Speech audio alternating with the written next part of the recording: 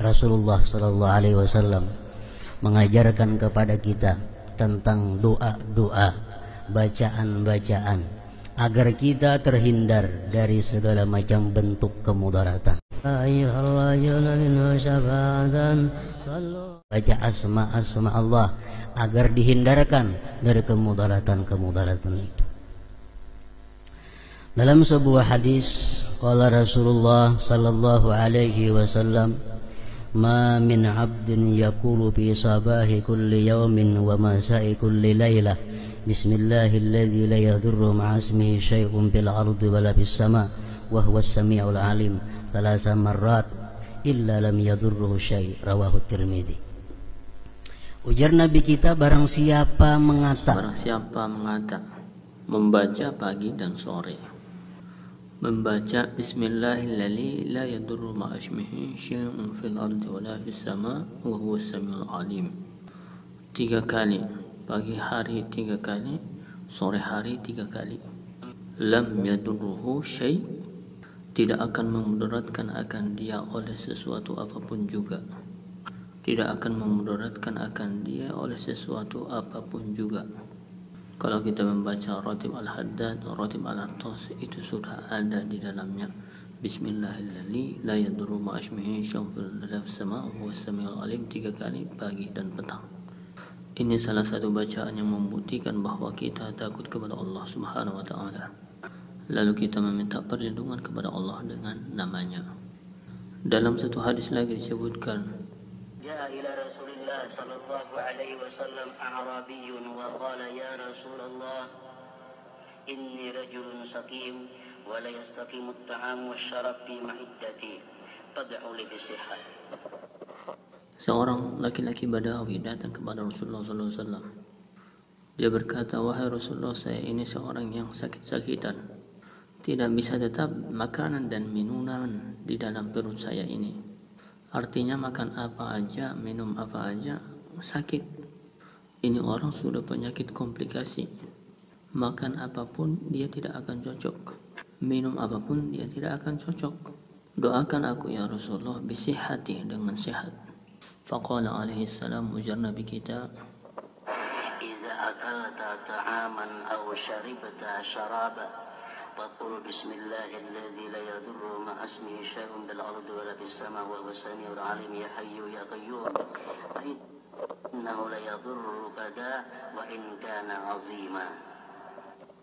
Ujar Nabi kita, bila engkau hendak makan satu makanan atau meminum satu minuman, yang dahulunya makanan dan minuman itu menyakitkan engkau, sekarang hendak engkau memakan makanan itu atau meminum minuman itu, baca terlebih dahulu bismillahilladzi la yadurru ma'a ismihi syai'un fil ardi fis samaa'i wa huwas samiul alim ya hayyu ya qayyum innallaha la yadurru qadda, tidak akan membahayakan engkau oleh penyakit sekalipun itu besar. Nah, ini bacaan bagi orang-orang yang merasa takut dengan makanan, yang merasa takut dengan pantangan. Misalnya orang yang darah tinggi tidak bisa makan daging, makan aja daging itu walaupun darah tinggi.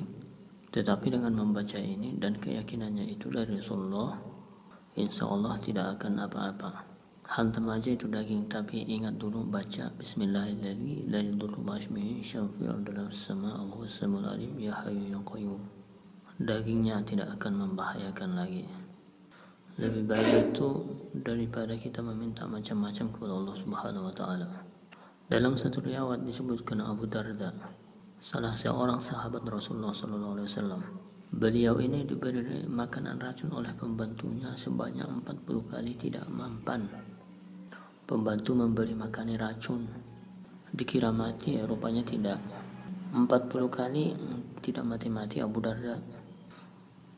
Akhirnya pembantu Abu Darda bertanya, apa amalan kalian, apa amalan kamu? Maka bisa menghalangi racun. Setiap kali saya memakan yang antum hidangkan, saya membaca bismillahirrahmanirrahim ya durma ismihi syafirullah sama'u samil alim. Jadi tidak perlu khawatir makan di mana, minum di mana. Yang penting sebelum makan dan minum itu kita ingat bacaan yang diajarkan Rasulullah ini. Insyaallah selamat.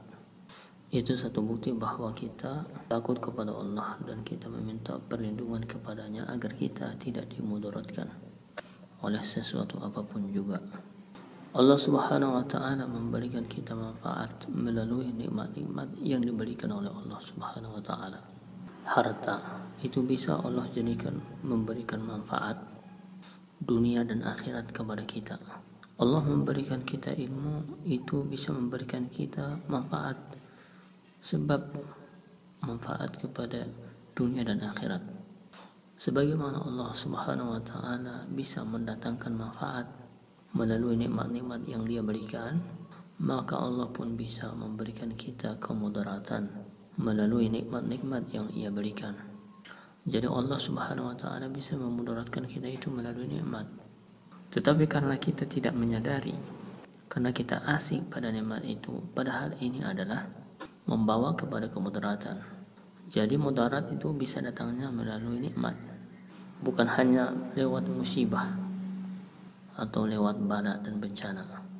Oleh karena itu, setiap kali datang nikmat kepada kita, kita dituntut bersyukur dan waspada bahwa nikmat ini diusahakan agar bisa memberi manfaat dunia dan akhirat, bukan membawa mudarat. Kalau mudarat dunia berkesudahan dengan kematian, kalau kita mati habis.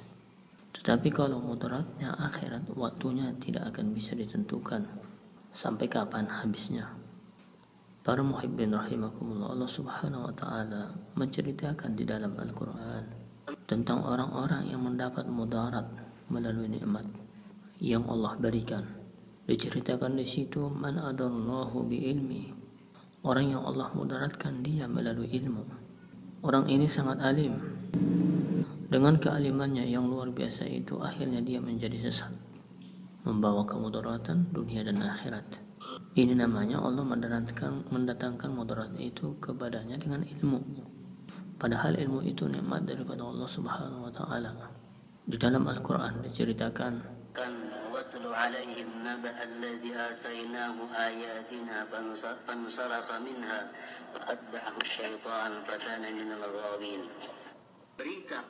Bacakan oleh Muhammad atas mereka umat berita tentang orang yang kami berikan dia ayat-ayat kami, maka dia pun terlepas daripada ayat-ayat itu dan mengikuti akan dia oleh syaitan, dan jadilah dia orang-orang yang tersesat. Menurut sebagian ulama tafsir, ini ayat adalah cerita seorang yang sangat alim yang disebut dengan Bal'am bin Ba'urah. Contoh ada Bal'am ribuan yang lainnya. Orang yang begitu alim tetapi justru dimudaratkan oleh ilmunya. Banyak cerita tentang Bal'am ini. Ada yang mengatakan seorang wali, ada yang mengatakan dia seorang wali, seorang nabi, ada mengatakan seorang ulama. Dalam ceritanya, ringkas cerita, Bal'am bin Ba'urah ini hidup di suatu daerah yang penduduknya mayoritas jabbarin. Penduduknya mayoritas orang-orang yang ingkar kepada Allah. Disitulah hidup Bal'am. Bal'am ini punya keahlian, punya kehebatan yang luar biasa. Di mana dia duduk, di situ dia bisa melihat arsy Allah Subhanahu wa taala. Dia melihat arsy Allah dan dia mengetahui Ismul Azam. Dan kalau dia berdoa pasti kabul. Setiap kali Bal'am ini membuka pengajian, tidak kurang daripada 12.000 orang mencatat perkataan daripada Bal'am ini. Nah, karena Bal'am ini hidup di daerah mayoritas orang-orang yang ingkar kepada Allah, dan Bal'am ini pun banyak menerima bantuan-bantuan ekonomi orang-orang yang ingkar kepada Allah. Urusan makannya, urusan rumah tangganya dibiayai oleh orang-orang yang ingkar kepada Allah, karena hidupnya di tengah-tengah orang yang ingkar. Satu hari memerintahkan kepada Nabi Musa agar memerangi orang-orang Jabbarin itu, memerangi orang-orang yang ingkar kepada Allah itu. Nabi Musa berangkat dengan ribuan pasukan menuju daerah Jabbarin, yang di daerah itu ada ulama besar Bal'am bin Ba'urah. Begitu orang-orang Jabbarin tahu Nabi Musa akan menyerang kampung mereka, mereka datang kepada Bal'am, "Wahai Bal'am, engkau berdoa kepada Allah agar Musa dikalahkan, agar Musa berpaling tidak jadi menyerang kita." Ujar Bal'am, aku tidak akan bisa berdoa, itu Musa Nabiullah. Beserta Musa ada malaikat-malaikat Allah. Kita tidak bisa berdoa untuk menyalahkan Nabi Musa. Akhirnya karena dibujuk rayu oleh orang-orang Jabbarin ini, akhirnya Bal'am membuka satu rahasia yang dia ketahui. Ujar Bal'am bin Ba'urah, kalau kalian hendak mengalahkan tentara Nabi Musa itu, sebentar aja seperti mau menyerang kampung kita, perempuan keluarkan semua, jadikan dia di muka, pakai segala macam perhiasan, dan perempuan-perempuan itu dipasani.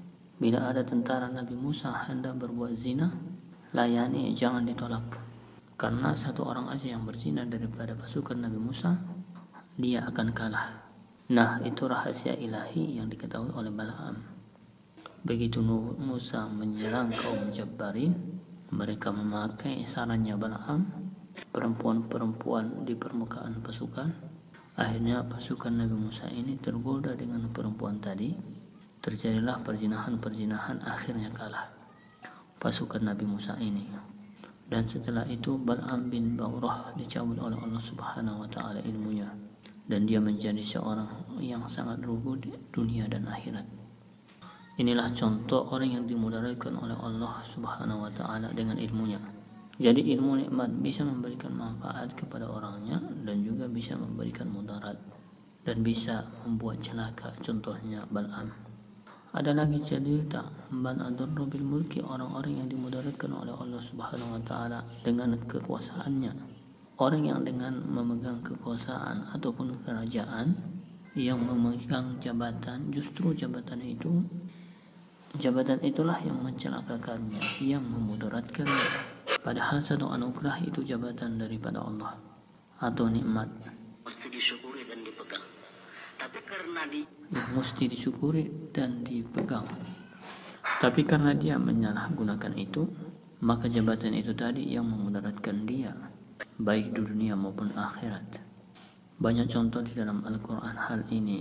Fir'aun contohnya, orang-orang yang dimudaratkan oleh kerajaannya. Namrud lagi dalam contohnya di dalam Al-Quran.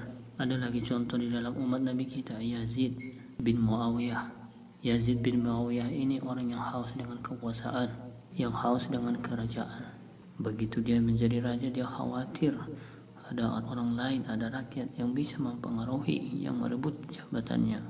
Akhirnya karena Yazid ini sangat cinta dengan kerajaan dan kedudukannya, dia berani menyuruh membunuh kepada cucu Rasulullah SAW, Sayyidina Husain radhiyallahu an. Karena selama masih hidup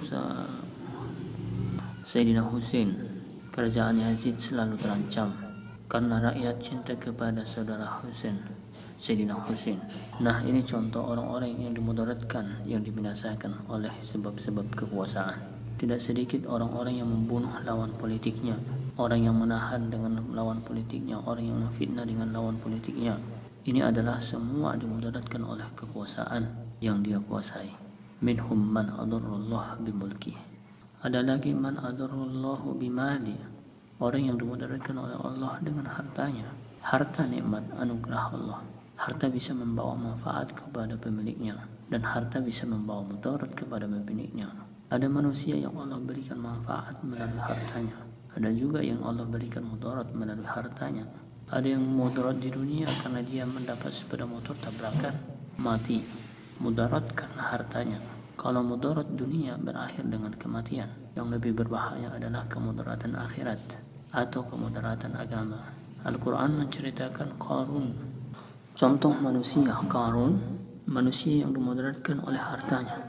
Qarun menurut satu riwayat sepupuan oleh Nabi Musa, orang yang sangat alim dengan Taurat, orang yang sangat merdu membaca Taurat. Bahkan Qarun termasuk 70 orang yang dipilih oleh Nabi Musa untuk mendengar kalam Allah Subhanahu wa taala di Gunung Tursina, termasuk Qarun. Setelah Qarun ini mendapat kekayaan melimpah ruah dari Allah Subhanahu wa taala, akhirnya Qarun lupa, akhirnya Qarun zalim. Dikisahkan di dalam Al-Quran oleh Allah Subhanahu wa taala, Inna Qaruna kana min qaumi Musa fabagha alaihim wa atainahu min al-kunuz ma inna mafatihahu latanu bil usbati ulil quwwah. Qarun termasuk umat Nabi Musa. Dia zalim atas kaum Nabi Musa. Kami berikan dia kekayaan-kekayaan yang kuncinya itu hanya mampu dibawa oleh orang-orang yang berpuluh-puluh kuat. Kunci peti Nabi Qarun tidak bisa diangkat oleh beberapa orang. Dengan kekayaannya itulah Qarun menjadi orang yang dimudaratkan oleh Allah. Siapa lagi contohnya di dalam umat Nabi kita? Sa'labah, orang yang dulunya selalu berjemaah dengan Rasulullah 5 waktu. Hidupnya fakir, miskin. Dia datang kepada Rasulullah agar didoakan menjadi orang yang kaya. Dia berjanji andai kata dia menjadi orang yang kaya, dia akan bersedekah dan menjadi orang yang soleh. Rasulullah SAW mendoakan akhirnya Sa'labah kaya raya. Dulunya aktif sembahyang berjamaah, sudah mulai tidak mau lagi bersembahyang berjamaah karena kebanyakan harta yang diurus. Harta tambah banyak, dulunya pernah Jumat pun ditinggalkan. Akhirnya free. Inilah Sa'labah yang Allah mudaratkan dia melalui